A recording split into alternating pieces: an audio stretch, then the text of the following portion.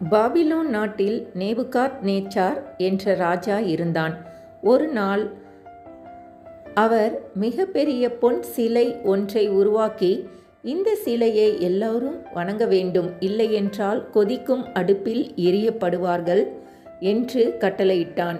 அந்த நாட்டில் கர்த்தருக்கு பயப்படும் 3 இளைஞர்கள் இருந்தார்கள், சாத்ராக், மேஷாக், ஆபேத்நேகோ. அவர்கள் இதை கேட்டபோதும், எங்கள் தேவன் கர்த்தரை தவிர வேறு யாரையும் வணங்க மாட்டோம் என்று உறுதியாக நின்றார்கள். இதை கேட்ட ராஜா கோபத்தில் கொதித்தான். நீங்கள் பொன் சிலைக்கு வணங்காவிட்டால் உங்களை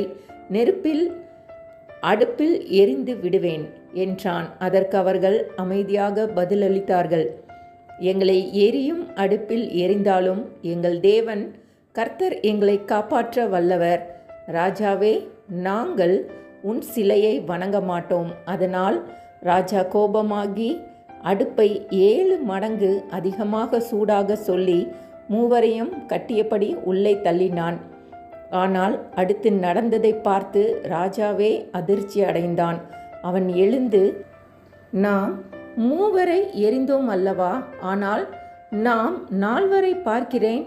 அவர்கள் பட்டி தொகையற்றபடி நடக்கிறார்கள். 4வது ஒருவர் கூட உலாவுவது யார் என்று கத்தினான். ஆம், கர்த்தர் அவர்களுடன் இருந்தார். அவர்கள் எரியும் நெருப்பின் நடுவே நடந்தாலும் ஒரு முடியும் எரியவில்லை. ஆடைகளிலே இருந்த புகை மணமும் இல்லை. பின் ராஜா அவர்களை வெளியே வர சொன்னான். அவர்களுக்கு எதுவும் ஆகாததை அறிந்து ராஜா தேவனை மகிமைப்படுத்தி, சாத்ராக், மேஷாக், ஆபேத்நேகோவின் தேவனுக்கு ஸ்தோத்திரம், அவர் தமது தூதனை அனுப்பி அவர்களை காப்பாற்றினார். அவ்வாறு தேவன் தம்மை நம்பி நின்றவர்களை அதிசயமாக காப்பாற்றினார். கர்த்தருக்கே மகிமை உண்டாவதாக. அல்லேலூயா. ஆமேன், ஆமேன்.